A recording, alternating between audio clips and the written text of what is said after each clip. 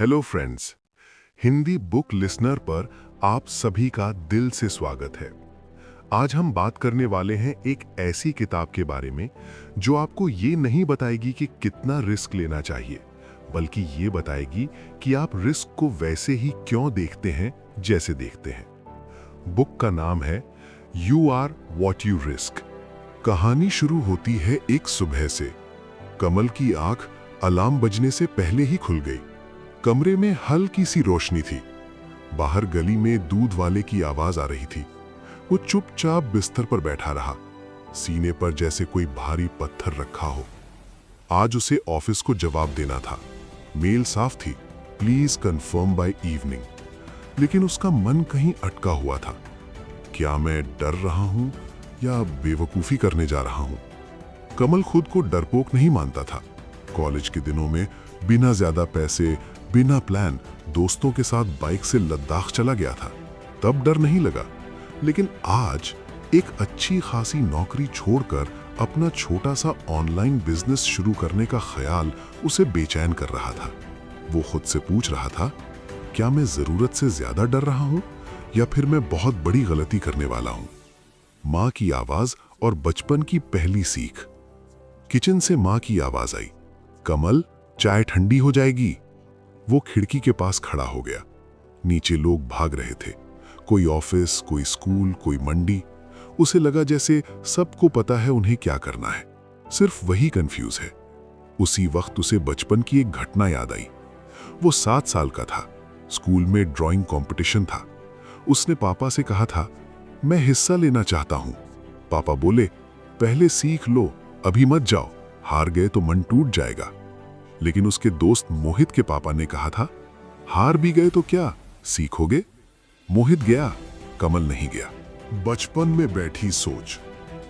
कमल के पापा सरकारी नौकरी में थे। तय सैलरी, तय टाइम, तय जिंदगी। घर में एक ही बात गूंजती थी, जो मिला है उसी में खुश रहो, ज्यादा रिस्क मत लो। धीरे धीरे ये बातें कमल के दिमाग में बैठ गईं।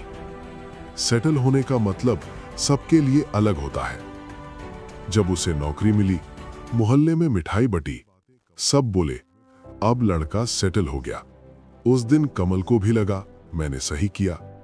लेकिन सालों बाद जब वही नौकरी बोझ बनने लगी, तब उसे एहसास हुआ, सेटल होने का मतलब हर किसी के लिए एक जैसा नहीं होता। मोहित और रिस्क की दो दुनिया। मोहित ने 2 बार बिजनेस फेल किया था, फिर भी तीसरी बार शुरू कर रहा था। कमल सोचता, ये इतना रिस्क कैसे ले लेता है। एक शाम चाय की टपरी पर कमल ने सब बता दिया।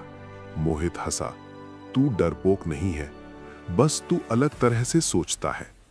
उसने कहा, मेरे घर में अनिश्चितता थी, इसीलिए उससे डर नहीं लगता। तेरे घर में स्थिरता थी, इसीलिए तेरा दिमाग रिस्क को खतरे की तरह देखता है। पहली बार कमल को राहत मिली। पहली बार उसे लगा शायद समस्या उसमें नहीं, उसके अनुभवों में है। रिस्क सबके लिए अलग होता है। ऑफिस में नया लड़का आया, आदित्य, कॉन्फिडेंट, लेकिन प्रेजेंटेशन से डरता था। कमल समझ गया, जो उसके लिए नॉर्मल है वही किसी और के लिए खतरा हो सकता है। रिस्क उंगलियों के निशान। कमल ने एक पैटर्न देखा। हर फैसले के पीछे कोई पुराना अनुभव।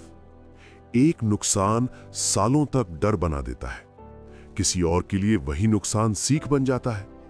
इंसान का रिश्ता रिस्क से उंगलियों के निशान जैसा होता है। एक जैसा दिख सकता है, लेकिन होता कभी एक जैसा नहीं। डर बेवजह नहीं है। कमल ने मां से पूछा, आप लोग रिस्क से दूर क्यों रहते थे? मां बोली, क्योंकि हमने बहुत अभाव देखा है। उस पल कमल को समझ आया, ये डर नहीं, अनुभव है। अपने तरीके का रिस्क। कमल ने तुरंत नौकरी नहीं छोड़ी। साइड बिजनेस, कम निवेश, छोटा रिस्क। ये मोहित जैसा नहीं था, लेकिन ये कमल जैसा था। रिस्क सिर्फ फाइल में नहीं होता। ऑफिस मीटिंग, बड़ा प्रोजेक्ट, बड़ा रिस्क। आदित्य डरा हुआ था। उसने बताया, पिछली कंपनी में ऐसे ही प्रोजेक्ट के बाद लोग निकाल दिए गए थे। कमल समझ गया, रिस्क सिर्फ एक्सेल शीट नहीं होता, वो इंसान के अंदर भी होता है। डर बेवजह नहीं है।